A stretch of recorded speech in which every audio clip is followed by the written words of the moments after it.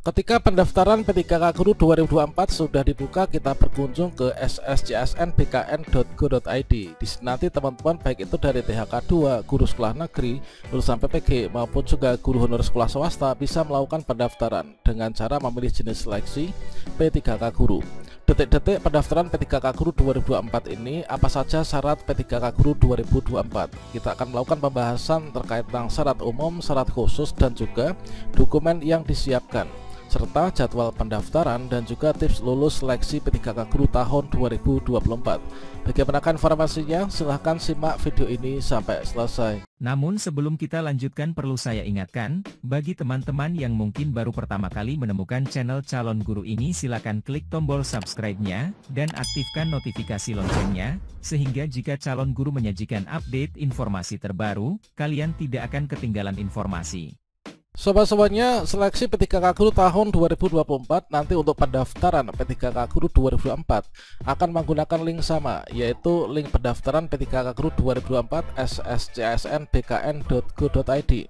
Nah, di sini nanti untuk kriteria pendaftar P3K Guru 2024 ini masih sama dengan yang di tahun sebelumnya, namun di sini nanti akan ditambahkan yaitu guru yang terdata di database PKN. Sebenarnya guru yang terdata di database PKN ini juga sudah merupakan pelamar prioritas ya P3K Guru, namun di sini dipisah-pisah kembali untuk di tahun 2024 ini. Dan sepertinya untuk guru honor yang terdaftar di database PKN nanti akan menjadi urutan yang pertama untuk nantinya bisa melakukan pendaftaran dan juga menempati formasi P3K Guru tahun 2024. Nah, selanjutnya termasuk juga dari teman-teman THK2, kemudian guru honorer negeri, lulusan PPG Prajabatan, kemudian guru honor swasta. Kita nanti membuat akun di sscsn, kemudian setelah kita buat akun, kita login, mengisi biodata, kemudian memilih jenis seleksi, yaitu di sini ya, yaitu P3K Guru, teman-teman. Ketika kita sudah meniatkan diri untuk melakukan pendaftaran P3K Guru, tentunya kita harus mempersiapkan ya sejak sekarang kira-kira apa saja yang harus disiapkan, apa saja syaratnya, syarat umum, syarat khusus, dan juga dokumen yang harus kita siapkan. Dan berdasarkan dari paparan Kemdikbudristek, ini sudah memberikan usulan rekomendasi dalam upaya penuntasan ASN P3K, ya mana khusus untuk guru honorer yang nanti melakukan pendaftaran P3K Guru nanti tetap menggunakan Dapodik dan juga database lulusan PPG Kemdikbudristek ya. Artinya di sini nanti kita untuk bisa melakukan pendaftaran kita harus terdaftar di Dapodik ataupun juga kita terdaftar di pangkalan data lulusan PPG, teman-teman. Oke, sekarang kita mulai dari yang pertama. Syarat umum pendaftaran P3K Guru 2024 itu apa saja? Yang pertama tentunya di sini sama halnya dengan persyaratan umum untuk pendaftaran CASN ya, baik itu P3K Guru, P3K Teknis, P3K Kesehatan, kemudian CPNS, sekolah kedinasan. Ini adalah kita harus warga negara Indonesia. Dan warga negara Indonesia ini dibuktikan dengan kepemilikan bukti kependudukan yang sah ya. Biasanya itu adalah KTP ataupun juga bukti lain yang menyatakan bahwa kita ini warga negara Indonesia. Kemudian untuk yang kedua, ini adalah pendidikan minimal itu S1 atau D4, dan tentunya di sini harus linear dengan formasi yang nantinya kita lamar. Sesuai dengan Undang-Undang Guru dan Dosen, bahwasanya untuk bisa menduduki jabatan ahli pertama sebagai seorang guru itu ijazah minimal itu adalah S1 ataupun juga D4. Kalau misalkan ijazah kita itu D3, D2, SMA itu apakah bisa? Tentu saja di sini nanti tidak bisa ya, karena untuk syarat pendidikan minimal adalah S1 atau D4. Kemudian sebaliknya kalau misalkan saya sudah memiliki ijazah S2, apakah bisa menggunakan yang itu? Tentunya karena kita yang ingin dilamar itu adalah ahli pertama, ya kita harus menggunakan yang ijazah S1-nya. Artinya kita nggak bisa untuk menggunakan ijazah S2 ya, meskipun kita ini sudah memilikinya. Kalau misalkan teman-teman memiliki ijazah S2, mendingan kalian bisa mendaftar CPNS ataupun juga P3K dosen ya. Kemudian yang ketiga itulah sertifikat mendidik. Ini adalah bersifat opsional, artinya bagi teman-teman yang memiliki sertifikat mendidik ini nanti bisa digunakan. Kalau misalkan tidak punya, ini juga tidak apa-apa. Namun bagi teman-teman yang memiliki sertifikat mendidik ini nanti akan mendapatkan nilai plus ya, dikarenakan kita itu akan mendapatkan afirmasi kembali, yaitu 100% nilai untuk yang kompetensi teknis, teman-teman. Dan kemudian untuk yang keempat, yaitu usia maksimal untuk pendaftaran P3K Guru itu masih sama di tahun sebelumnya, yaitu usia maksimal itu adalah 59 tahun pada saat pendaftaran. Apakah sudah ada contohnya usia sudah di atas 50 itu pasti bisa lolos? Ada teman-teman. Jadi kawan saya kemarin itu menerima SKP3K, setelah di sana itu dilihat SK-nya itu berdasarkan dari usia yang dimiliki, itu masa kerjanya, masa kontraknya itu hanya 8 bulan ya. Artinya usianya itu sudah 59 tahun ketika menerima SK, dan beliau ini sebentar lagi sudah akan pensiun teman-teman. Jadi usia maksimal untuk pendaftaran P3K guru itu adalah 59 tahun pada saat pendaftaran dilakukan.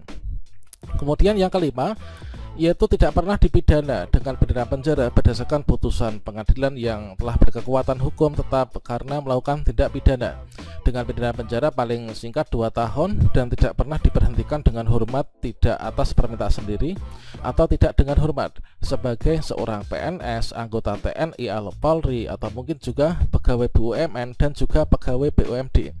Kalau misalkan teman-teman ini sebenarnya sudah lulus CPNS ataupun juga P3K di periode sebelumnya, kemudian mengundurkan diri atau tidak melanjutkan pemberkasan, apakah di sini kita bisa melakukan pendaftaran berdasarkan peraturan yang berlaku? Teman-teman nanti tidak bisa ya untuk melakukan pendaftaran. Jadi di sana itu ada semacam sanksi, tidak bisa mengikuti seleksi selama berapa periode kedepannya teman-teman. Nah, jadi berikutnya di sini untuk yang keenam, itulah tidak menjadi anggota atau pengurus partai politik atau terlibat politik praktis ya. Nah, di sini nanti ketika teman-teman ini kemarin mungkin nyalek ya, atau mungkin juga menjadi pengurus parpol, maka sekarang ini bisa dicek nih, apakah sekarang ini masih terdaftar sebagai pengurus partai atau anggota politik atau tidak. Nah, silakan melakukan pengecekan. Nanti kita akan berikan tutorial bagaimana cara untuk melakukan pengecekannya. Dikarenakan nanti berdasarkan dari nik yang kita miliki, kita akan mengetahui nih apakah kita terdaftar sebagai pengurus atau anggota parpol ataukah tidak ya. Kalau misalkan kita terdaftar di pengurus parpol, kita memaksakan diri untuk mendaftar, maka kita itu tidak akan lulus seleksi administrasi ya. Dan untuk yang berikutnya adalah sehat jasmani dan rohani. Ini nanti biasanya ditunjukkan yaitu dengan surat ya, surat keterangan sehat ketika sudah melakukan pemberkasan. Oh ya, di sini nanti untuk teman-teman yang mungkin saja disabilitas ya, nanti akan ada syarat tambahan yaitu surat keterangan disabilitas dari rumah sakit pemerintah, dan juga teman-teman harus memberikan link khusus, link video yang menunjukkan kegiatan sehari-hari ketika melakukan kegiatan mengajar, ini menunjukkan disabilitasnya. Kemudian tidak memiliki ketergantungan terhadap NASA, ini nanti juga ditunjukkan dengan surat ketika sudah berkasan, nanti kita upload ya.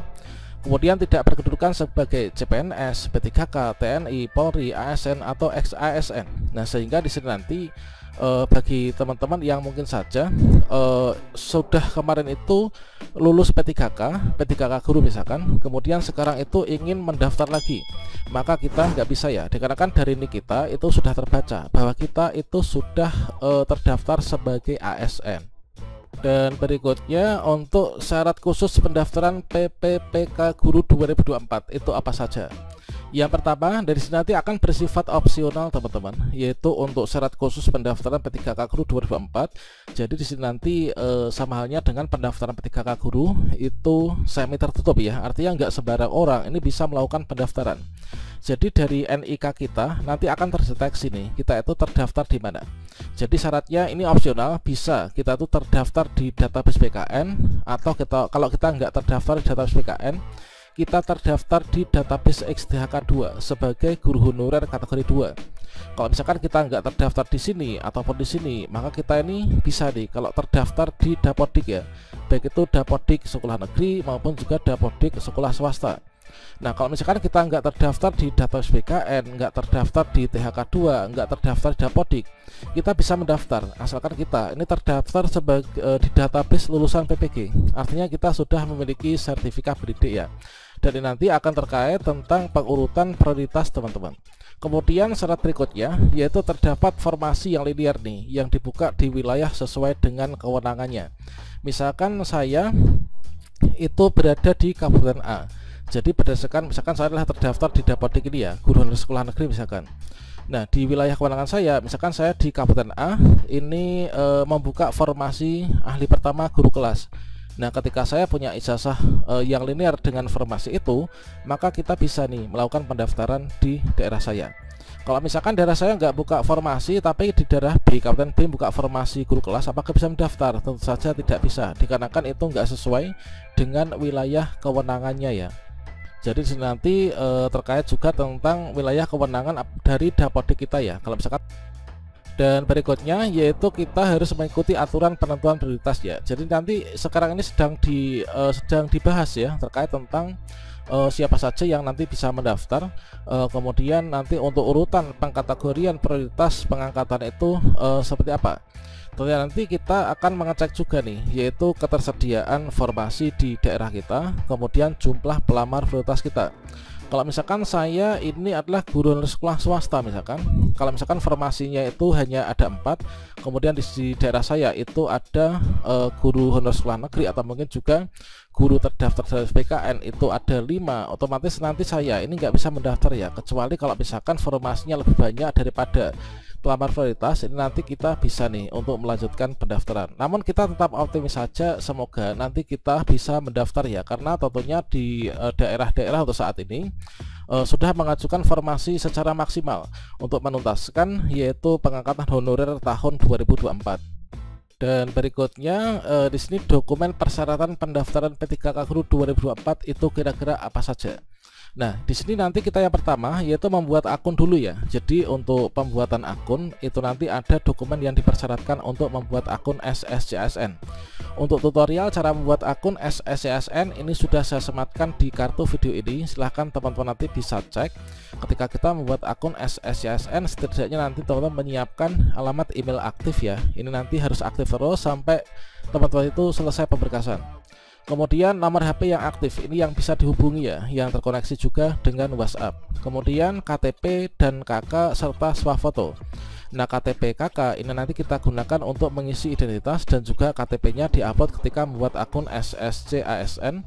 Kemudian KK itu kita ambil datanya untuk mengisikan data di pembuatan akun. Kemudian swafoto ini nanti langsung kita menggunakan webcam di kamera laptop kita. Jadi kita nggak pakai galeri lagi ya. Kemudian untuk berkas yang diupload pendaftaran P3K Guru ini adalah yang pertama ada pas foto yang terbaru ya, dan berlatar belakang warna merah.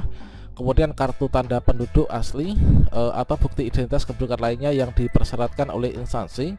Kemudian surat pernyataan sesuai dengan syarat instansi, dibubuhi dengan e-matre ya kalau tahun sebelumnya. Apakah nanti juga bubuhi e-matre ataukah enggak, kita pantau juknis terbaru.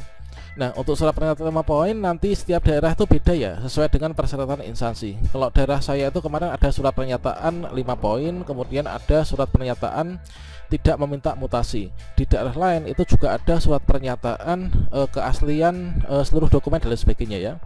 Kemudian surat lamaran sesuai dengan persyaratan instansi yang sudah ditandatangani dan juga dibubuhi e-matre. Kemudian ijazah asli, kemudian transkrip nilai asli ya. Untuk serdik nanti kita uploadnya tuh nggak di sini, tapi ketika memilih jenis seleksi. Dan berikutnya untuk jadwal pendaftaran nih. Jadwal pendaftaran kira-kira kapan? Sampai saat ini untuk informasi terbaru yang kita kutip dari BKN, untuk jadwal pendaftaran itu nanti dibagi ke dalam 3 periode. Untuk periode 1 itu dikhususkan bagi pendaftaran sekolah kedinasan. Kemudian di sini kita untuk P3K Guru itu bisa melakukan pendaftaran pada periode kedua dan juga periode ketiga ya. Nah, untuk periode kedua itu nanti diproyeksikan jadwalnya itu adalah di sini nanti pada bulan Mei. Pada bulan Mei pekan kedua sudah dimulai pendaftaran. Kemudian untuk pendaftaran di periode kedua yang CPNS dan P3K nanti adalah pada pekan keempat bulan Juli tahun 2024. Kemudian untuk lini masanya itu adalah seperti yang tertera di sini. Ini mulai dari nanti seleksi administrasi, kemudian juga seleksi kompetensi, hingga nanti kita itu integrasi hasil SKD dan juga SKB. Kemudian yang terakhir yaitu tips lulus seleksi P3K Guru tahun 2024. Itu kira-kira apa saja? Yang pertama tentunya kita persiapkan diri dengan matang ya, baik itu dari segi akademis maupun juga dari non akademis. Sehingga di sini kalau kita memiliki persiapan ini, maka kita akan bisa optimis nih untuk bisa lulus di tahun ini.